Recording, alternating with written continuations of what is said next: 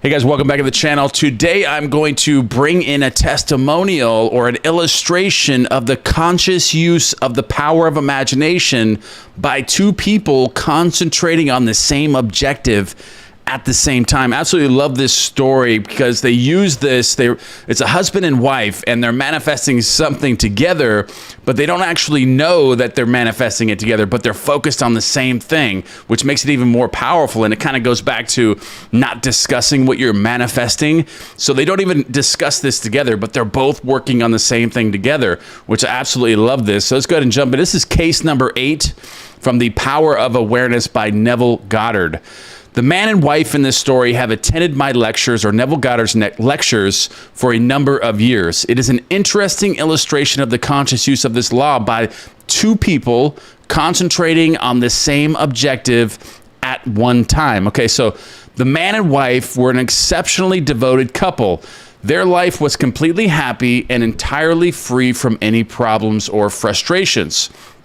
For some time, they had planned to move into a larger apartment.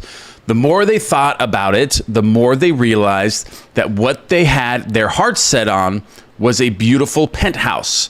In discussing it together, the husband explained that he wanted one with a huge window looking out on a magnificent view. The wife said she would like to have one side of the walls mirrored from top to bottom. They both wanted to have a wood-burning fireplace. It was just a must. It was a must that the apartment be in New York. For months, they had searched for just such an apartment in vain. So they're doing it in the 3D. They're not actually changing their imagination or their concept of themselves. They're not actually visualizing anything. They're just going out in a 3D world and looking for this apartment. Okay, so that's what that means when they're searching in vain. In fact, the situation in the city was such that the securing of any kind of apartment was almost an impossibility. So it was very difficult to find an apartment that they're looking for in New York. Even if you had the money, you couldn't find one. They were already booked. They were already booked solid. There was a waiting list trying to get these types of apartments. Like it says right here, they were so scarce that not only were there waiting lists for them, but all sorts of special deals, including premiums, the buying of furniture, etc., were involved. New apartments were being leased long before they were even completed. Many rented from the blueprints of the building. So there's a long wait list for these. These are very hard to come by. So they're searching in vain. They're trying to find one in the 3D world. And then they learn through Neville Goddard to use the power of their imagination, and that's what they do. So early in the spring, after months of fruitless seeking, they finally located one which they seriously considered. It was a penthouse apartment in a building just being completed on Upper Fifth Avenue facing Central Park. It had one serious drawback. Being a new building, it was not subject to rent control, and the couple felt the yearly rental was really, really high. So in fact, it was several $1,000s a year more than they had considered paying. During the spring months of March and April, they continued looking at various penthouses throughout the city, but they always came back to this one. Finally, they decided to increase the amount they would pay substantially and made a proposition which the agent for the building agreed to forward to the owners for consideration. It was at this point, without discussing it with each other, each determined to apply the law of assumption.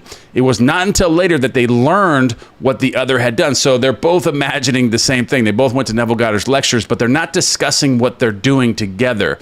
They're just working on the same thing, which I think goes back to not discussing your manifestations. And they could be much more powerful this way because you're not blocking one another and you're actually in sync with one another without even speaking about it. So they're both in sync with this. They're going to Neville Goddard's lectures and they're learning about the power of imagination, and they both start visualizing exactly the way they want this apartment to look like, but it's the same apartment, okay? So night after night, they both fell asleep in imagination in the apartment they were considering. The husband, lying with his eyes closed, would imagine that his bedroom windows were overlooking the park. He would imagine going to the window the first thing in the morning and enjoying the view. He felt himself sitting on the terrace overlooking the park, having cocktails with his wife and friends, all thoroughly enjoying it. He filled his mind with actually feeling himself in the penthouse and on the terrace during all this time. Unknown to him, his wife was doing the same exact thing. Unknown to him, his wife was doing the same exact thing. Okay, so And several weeks went by without any decision on the part of the owners, but they continued to imagine as they fell asleep each night that they were actually sleeping in the penthouse. One day, to their complete surprise, one of the employees in the apartment building in which they lived told them that the penthouse there was vacant. They were astonished because theirs was one of the most desirable buildings in the city with a perfect location right on Central Park. They knew there was a long waiting list of people trying to get an apartment in their building. The fact that a penthouse had unexpectedly become available was kept quiet by management because they were not in a position to consider any applicants for it. Upon learning that it was vacant, this couple immediately made a request that it be rented to them, only to be told that this was impossible. So they found out that the actual apartment building they lived in presently actually had an opening for a penthouse, and that was what they were looking for. So all this started happening because they're sleeping in this penthouse. They're creating this penthouse, and then this one opens up because of that, but they're still being told that it's an impossibility that they move into it, okay? And the fact was that not only were there several people on the waiting list for a penthouse in the building, but it was actually promised to one family. Despite this, the couple had a series of meetings with the management, at the conclusion of which the apartment was theirs. So they did get this and they did use action, but they still slept in this penthouse, and then it's acted intuitively, and these doors just started opening from their imaginal acts. They're sleeping in this new penthouse, so one actually opens up and it's in the same building as theirs. Then they go after it, and then they feel it out intuitively, and then they have meetings with the management. At the conclusion, the apartment was there. So everything came together just as they imagined, and there was nothing that was going to stop that from happening. And once they saw something open up, they actually took action and actually made that happen. Like I said here, they had a series of meetings with management, and at the conclusion of that, the apartment was theirs, okay? So the building being subject to rent control, everything lined up with what he was imagining, or what they were both imagining. The building being subject to rent control, their rental was just about what they had planned to pay when they first started looking for the penthouse, for a new apartment. The location, the apartment itself, and the large terrace surrounding it on the southwest and north was beyond all their expectations. And in the living room on one side is a giant window, 15 by 8, with a magnificent view of Central Park, exactly what they were imagining.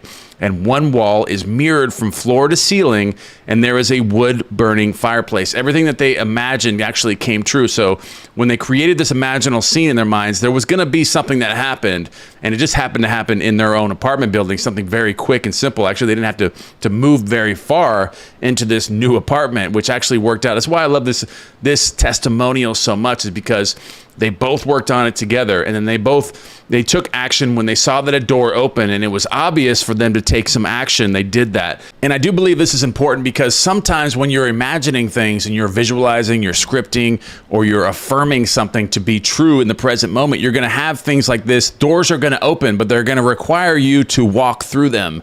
You're going to need to take some action if they're leading you towards it. If you see something that's leading towards your imaginal act being fulfilled, then you need to take that action and get there and do whatever it takes to get that. And I do believe that taking action in these types of circumstances, these types of imaginal acts, do work, and they're very, very effective. All right, that's the end of this video, guys. I love you guys very much. We're going to be getting into the next one. This is the last case history in this book, but I'm going to be moving towards the law and the promise, and I'm going to be also doing those for you guys as well. So let's go ahead and jump right into that, and leave any comments that you have, any ideas you have, any content that you would like me to look over. I read all of the comments, and I will read all of your comments as well. And remember, the scammers are in the comments. So if someone replies to your comment and they are impersonating me, they say they're me, and they're trying to get you to contact them at a specific number, WhatsApp, Telegram, or Snapchat, do not respond to them, just report them. All right, guys, I love you, and I'll see you in the next video.